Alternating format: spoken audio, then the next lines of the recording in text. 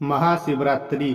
एक बार पार्वती ने भगवान शिव शंकर से पूछा, ऐसा कौन सा श्रेष्ठ तथा सरल व्रत पूजन है जिससे मृत्यु लोक के प्राणी आपकी कृपा सहज ही प्राप्त कर लेते हैं।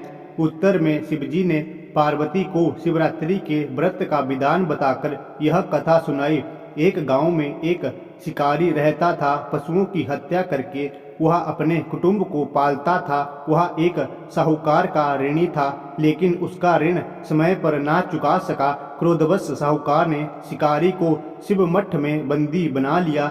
संयोग से उस दिन शिवरात्रि थी। शिकारी ध्यानमग्न होकर शिव संबंधी धार्मिक बातें सुनता रहा।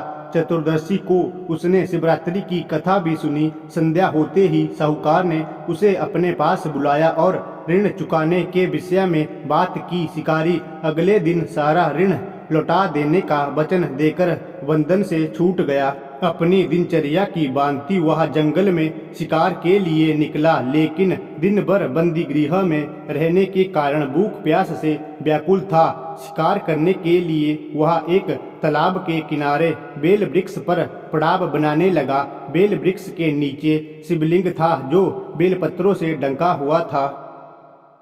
शिकारी को उसका पता ना चला। पड़ाव बनाते समय उसने जो टहनियां तोड़ी वे संयोग से शिवलिंग पर गिरी। इस प्रकार दिन भर भूखे प्यासे शिकारी का व्रत भी हो गया और शिवलिंग पर बेलपत्र भी चढ़ गए। एक प्रहर रात्रि बीत जाने पर एक गर्भिणी मृगी तालाब पर पानी पीने पहुंची। शिकारी ने धनुष पर तीर चढ़ाकर ज्यों ही परतंचा खींची, मृगी बोली, मैं गर्भिणी हूँ, शीघ्र ही प्रसव करूंगी। तुम एक साथ दो जीवों की हत्या करोगे, जो ठीक नहीं है। मैं अपने बच्चे को जन्म देकर शीघ्र ही तुम्हारे सामने प्रस्तुत हो जाऊंगी, तब तुम मुझे मार लेना। शिकारी ने परतंचा ढीली कर दी और मृगी झाड़ियों में लुप्त हो गई।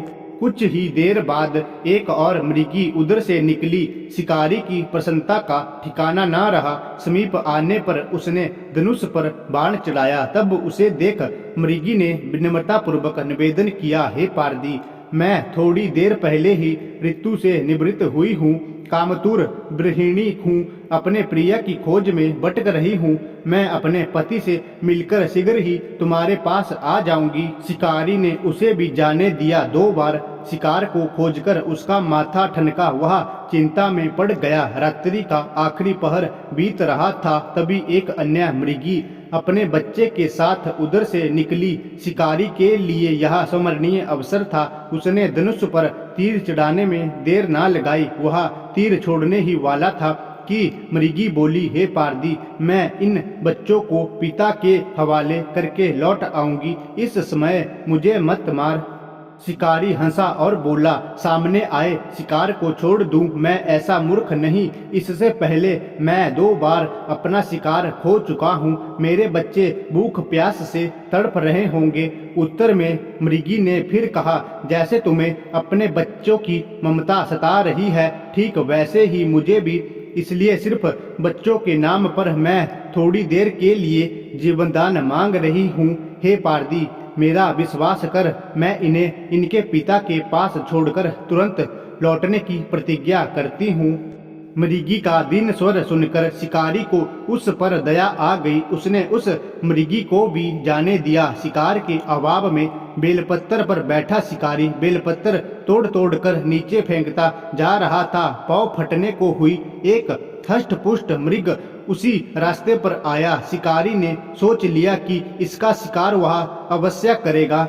शिकारी की पत्नी प्रत्यंचा देखकर मृग विनती स्वर में बोला, हे पार्वती बाई, यदि तुमने मुझसे पूर्व आने वाली 3 मृगनियों तथा छोटे छोटे बच्चों को मार डाला है तो मुझे भी मारने में विलंब ना करे, ताकि उनके वियोग में मुझे एक क्षण भी दुख ना सहना पड़े। मैं उन मृगनियों का पति हूँ। यदि तुमने उन्हें जीवनदान दिया है तो मुझे भी कुछ क्षण जीवनदान देने की कृपा करो। मैं उनसे मिलकर तुम्हारे सामने उपस्थित हो जाऊंगा। मृग की बात सुनते ही शिकारी के सामने पूरी रात का घटना चक्कर घूम गया। उसने सारी कथा मृग को सुना दी। तब मृग ने कहा, मेरी तीनों पत्नियां जिस प्रकार प्रतिज्ञाबद्ध होकर गई है, मेरी मृत्यु से अपने धर्म का पालन नहीं कर पाएगी। अंत जैसे तुमने उन्हें विश्वास पात्र मानकर छोड़ा है, वैसे ही मुझे भी जाने दो। मैं उन सबके साथ तुम्हारे सामने शीघ्र ही उपस्थित होता हूँ। उपवास, रात्रि जागरण तथा शिवलिंग पर बेलपत्र चढ़ाने से शिकारी का हिंसक हृदय निर्मल हो गया था।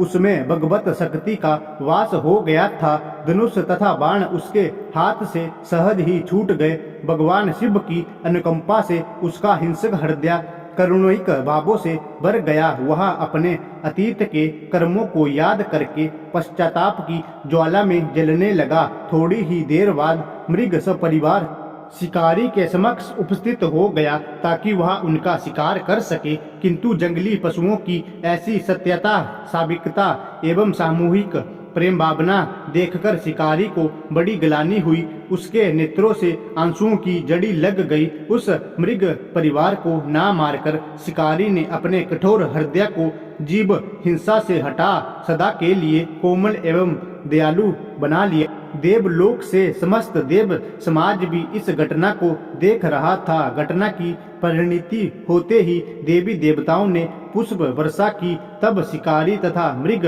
परिवार मोक्ष को प्राप्त हुए।